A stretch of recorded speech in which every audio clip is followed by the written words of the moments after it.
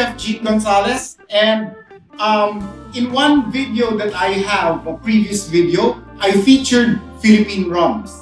And as you can see, I have another set of rums here from the Philippines, and we're very proud of this spirit because the Philippines maintains a tradition of manufacturing rum since the 17th century, when we were a Spanish colony and we were producing and supplying the world with sugar.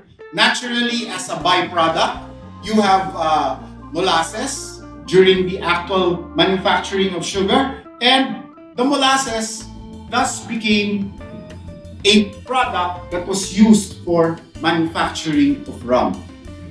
So, today we have the Zabana line.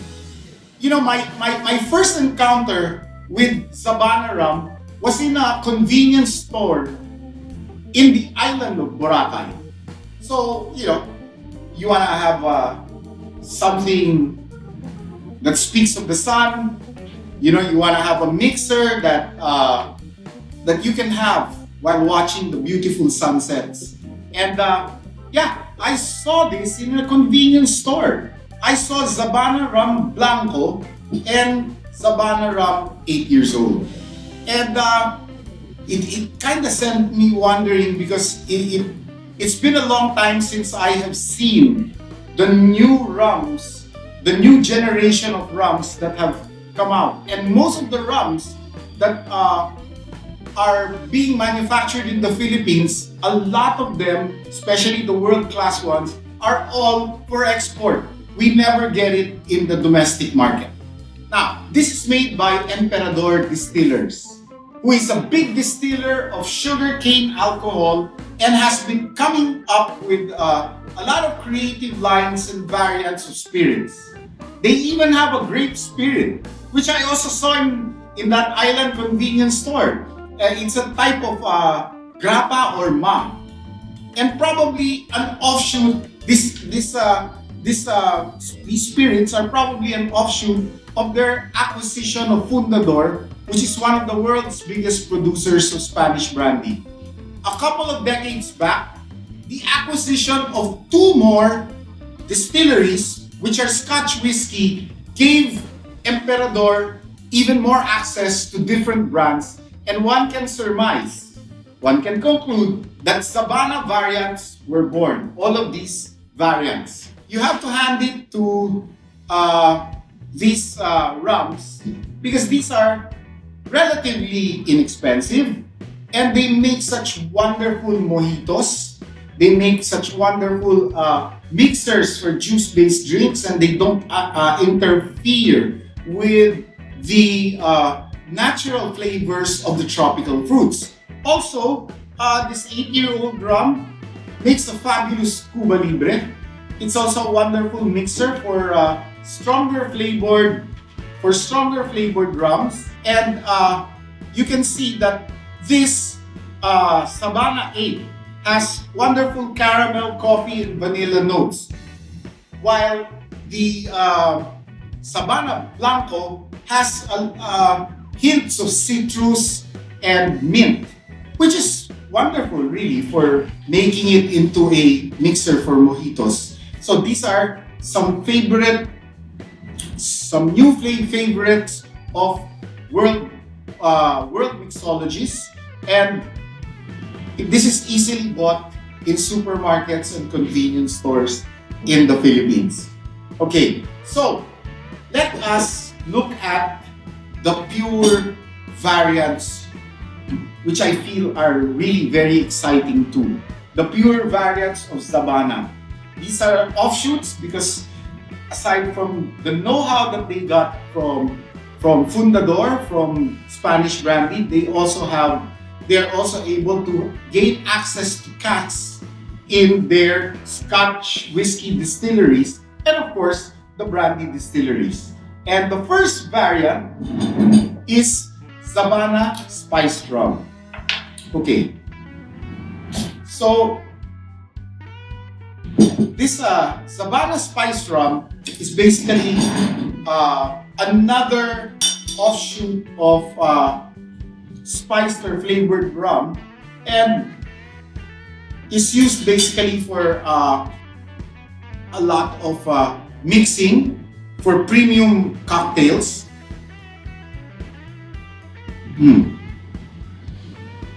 You have sweet wood spices, nutmeg, cinnamon, light touches of fenugreek. You know, the wood spice and the candied fruit peel follow, and you have, you know, really a nice caramel, an overall caramel note. Palate is made, you can say that the palate on an overall level is made out of, you can really detect the dried apricots, the basically a lot of dried yellow fruit, sweet wood spices like nutmeg, cardamom, and the light touch of black pepper. When it comes to the finish, you have an onslaught of sweetness, but you have a dry, long finish. It's probably because the barreling has already given a lot of its character into this rum. Okay, I would say this spiced rum would be excellent for premium cocktails, piña coladas, mojitos, zombies, tropical fruit-based punches.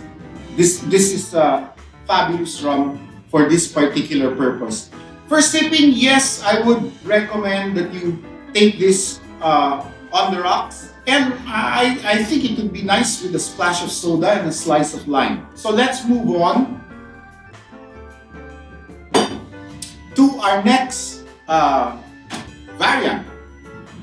These are the Savannah Premium variants.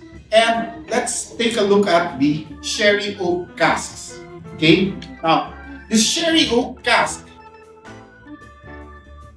because of their acquisition of Fundador, which is a sherry and brandy manufacturer, then the access to sherry casks would be, of course, would follow, and very interesting aromas of dried fruit. Basically brown fruit like raisins, prunes. You have the oxidative character from the sherry casks. There's brown sugar, also maple, and there are earthy notes to this sherry oak cask of Zabana. Okay, let's taste it.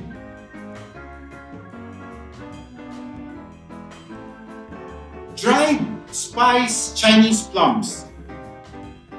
Probably purpose from European oak barrels. There's cinnamon and nutmeg on the palate with light elements of dairy. You know, there's creaminess and rancio due to the pre-purpose oak aging in sherry casks. And it has inherited the rancio notes of the sherry casks. Again, it's a little drier than the spiced rum, but there is a sweet preliminary entry, but you have a good dry finish at the very end. Nice warming, very smooth, okay? Absolutely no burn. This rum would be very good with you know, slow sipping, probably with a nice cigar.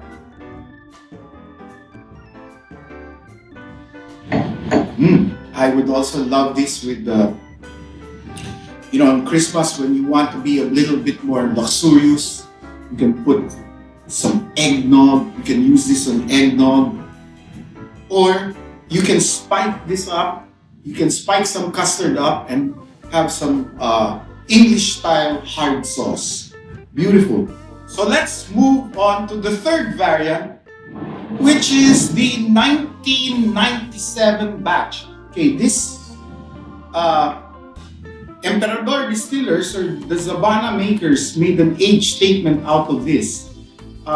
Basically, it's a very limited edition.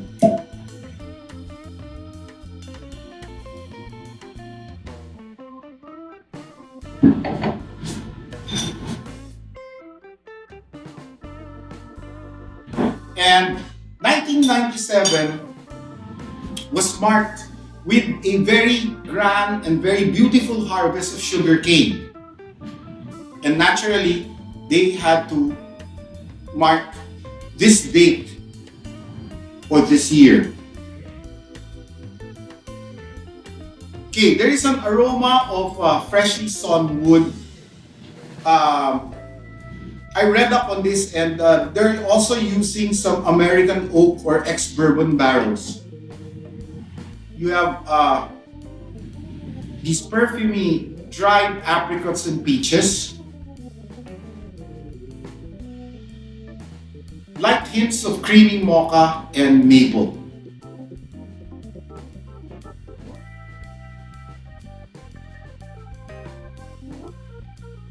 For the palate, you have a sweet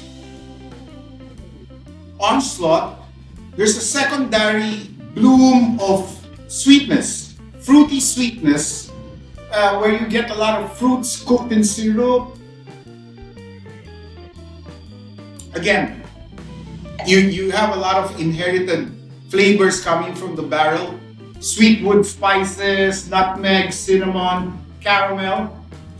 But there's a hint of smokiness coming probably from the charred barreling of the American ex-bourbon oak barrels.